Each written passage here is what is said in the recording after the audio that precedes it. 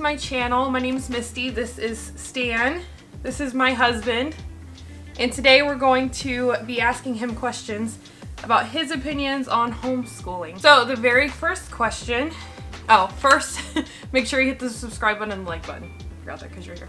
Before we get started, I want to give credit for the questions to Tasha Pibbitts and Oglesby Ohana. That's where I got these questions and kind of mashed them together. So question number 1, how was your schooling growing up and how has it set you up for life? My schooling growing up, I guess, was hit or miss. Being a part of public school, sometimes you would have teachers that care and would, really take the time and help you learn if you wanted to learn more.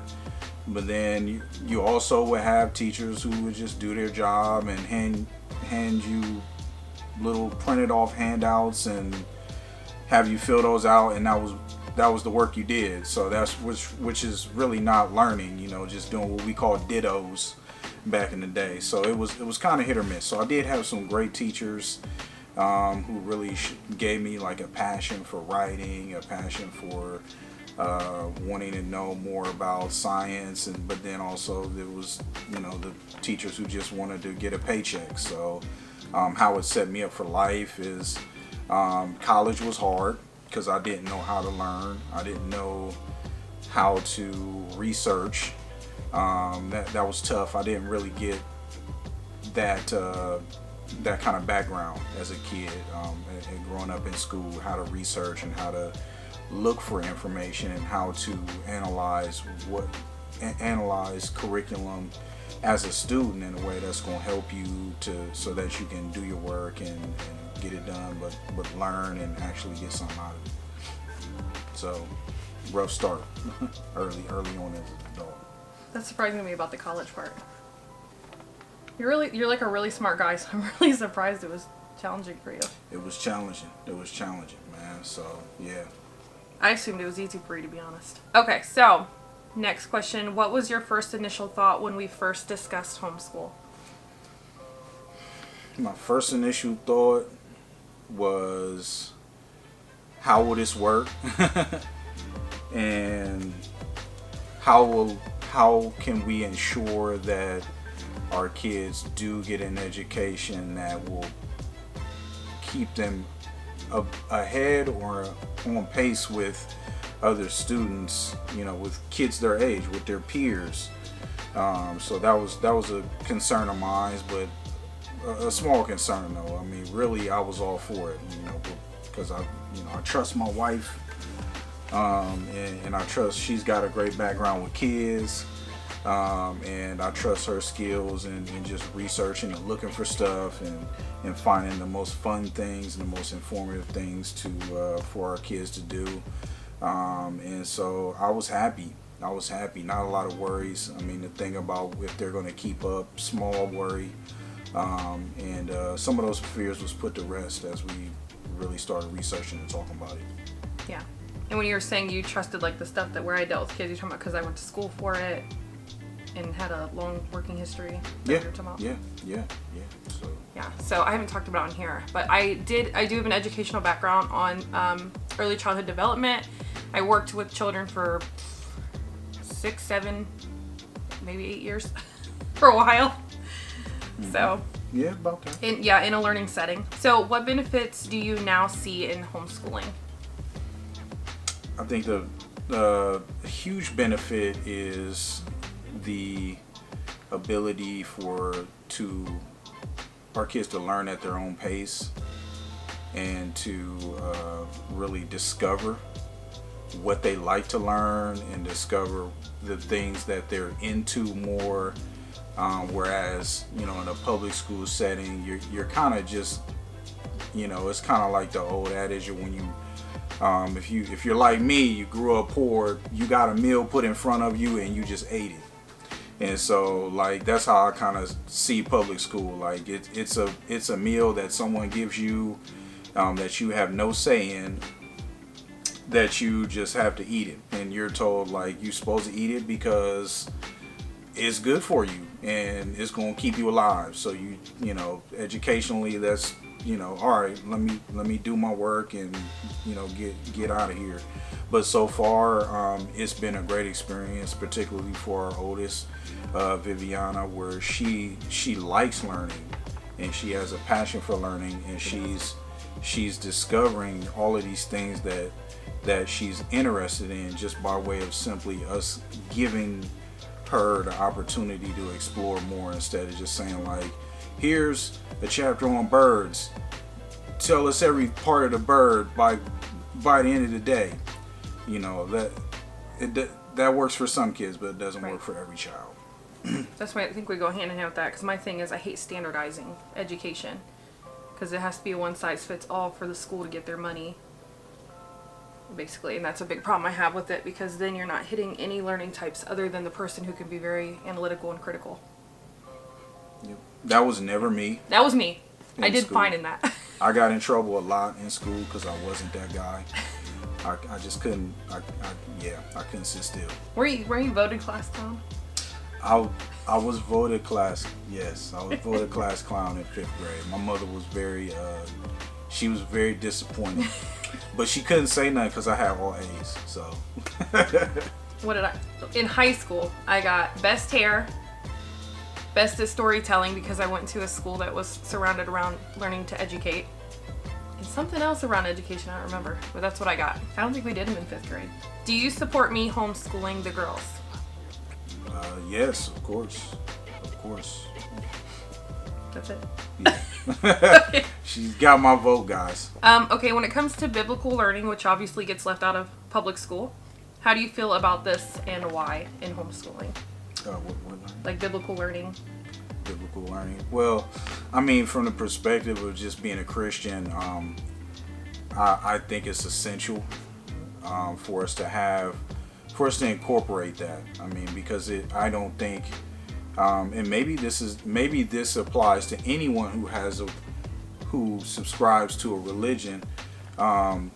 There shouldn't be a compartmentalization between that child's learning life and their spiritual life, or religious life. And so this is one of the benefits we have is the opportunity to be able to combine both in the way that we would like to have it. If we were to send our kids to a Christian school, we're going to get that, but we're going to get it in a way that is going to be already put together by that school and dictated by that school, and we either take it or leave it. But in this situation, we can put the curriculum together and decide how that biblical perspective and biblical worldview is interwoven into there. So that's what I'm excited about. Yeah. And our homeschooling is not a technically biblically based curriculum. We do eclectic homeschooling, so we have a variety of things, and our biblical homeschooling is us setting aside actual devotionals and things like that, as well as some of the unit studies go into biblical things. But most of our math, literature, and partially science, are not based biblically. So that's where we stand on how we go about curriculum and biblical studies. Next question is, how do you feel about homeschooling? How do you feel homeschooling has affected the culture in our home? How it has it has affected homeschooling? The culture in our home. The culture in our home. That was a good question Masha came up with. It is a very great question. It's very early in the game for us right now, since we pretty much did preschool this year. So straight out of the gate homeschool. Yeah, so we haven't really gotten too much in depth with how it's going to shape our kids yet. It's very early in the game, but I mean, I think, like I said before, so far, I mean, I'm really just blessed to see that my child is excited about learning, and she has a passion for learning, and I don't want to knock on public school or anything too much, because I came out of that, and I still had teachers that were in that system that taught me and loved on me and gave me great stuff. But at the same time, like, that's, it's not a format that always encourages a passion for learning for the sake of your own personal enrichment and just wanting to just love learning and love putting more tools in your toolbox and love having having great experiences with different things. I don't feel like we've perfected that in American public school rather. So so far we've got that going with our kids, and it's cool. It's real cool. Yeah. So what's your opinion on this? I think culturally, or just the flow of our home, or whatever you want to call it, I think homeschooling has been a benefit as far as the ebbs and flow and like timing in our day and stuff. How do you feel about that? Like, because when you go to public school, it's like Monday through Friday, get the kid to school at this time, pick them up at this time, and it's very very structured. So as far as like how we flow, how do you feel like, what's your opinion on that in homeschooling? Well, so far there's no commute, so we don't have to sit in the drop off your kid line in front of the school. We don't have to put Vivi on a bus or drop Savannah off at a daycare center to do Head Start or whatever. So there's not the stress of like, rushing to put on clothes and the sock is over here. No, that's not that sock. Oh, she's got a green sock and a black sock on. Oh God, just the stress of having to commute and get everybody dressed and get the peanut butter and jelly sandwiches together and all that. We don't really have that. It's pretty cool to just, hey, everyone rolls out of bed. We get them, Misty gets them out of bed and gets them going at a certain time for the lessons.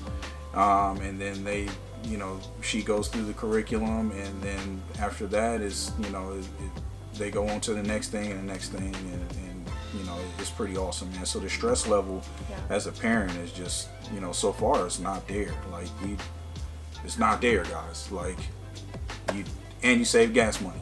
Yeah. The worst we could do is wait 2 days for Amazon Prime to deliver supplies for school. That's about it.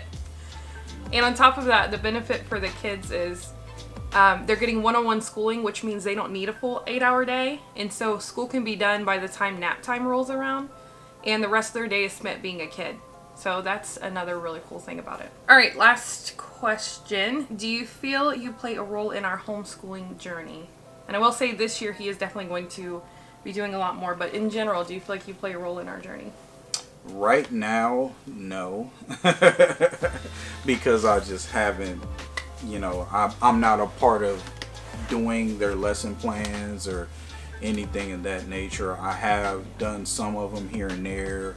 You're working usually. Yeah, I'm usually working, so I'm not the primary teacher. Misty has been the teacher. I'm more of the, hey, did you get this done? How were you during lesson time? Did you He's the principal.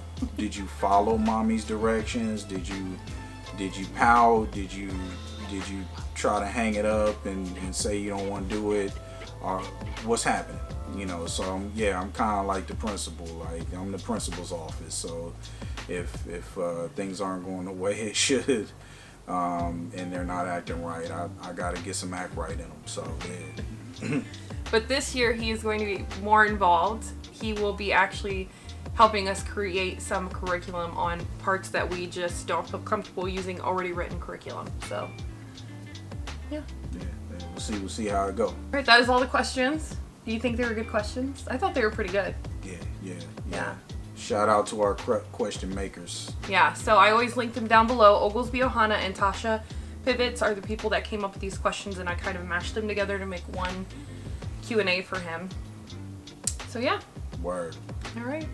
So before you go, don't forget to hit the subscribe button for more content. The like button lets me know that you enjoyed this video. And yeah, it's down. It's just down. Where's it at?